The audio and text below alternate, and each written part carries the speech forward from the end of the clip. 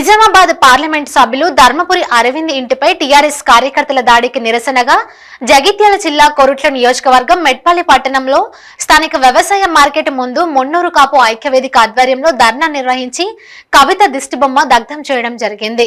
తక్షణమే ఆమె బహిరంగ క్షమాపణ చెప్పాలని లేదా మున్ముందు కార్యాచరణ సిద్ధం చేసి మున్నూరు కాపు ఐక్యవేదిక ఆధ్వర్యంలో పెద్ద ఎత్తున నిరసన కార్యక్రమాలు చేపట్టడం జరుగుతుందని, కవితకు కుల అహంకారం ఎక్కువయ్యి మున్నూరు కాపులను ఎదుగుదలను జీర్ణించుకోలేకపోతుందని, అందుకే ఆమె కేసీఆర్ కలిసి మున్నూరు కాపు బిడ్డలై అరవింద్ పై తరచూ దాడులు చేస్తున్నారని అన్నారు.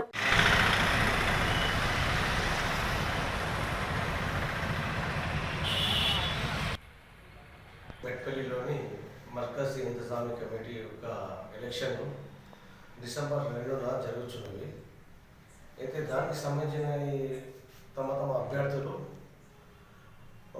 23వ తేదీ వరకు తన అభ్యర్థుల నామినేషన్ వేయగలరు.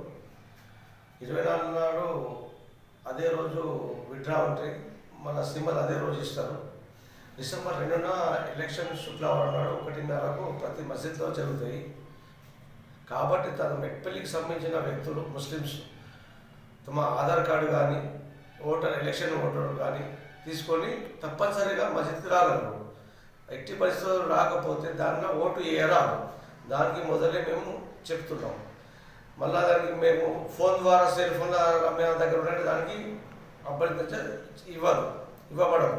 కాబట్టి ఎలక్షన్ ఏదైనా ఆధార్ కార్డు కానీ ఎలక్షన్ కార్డు కానీ తప్పనిసరిగా తీసుకురావాలి, అనుమతించబడదు.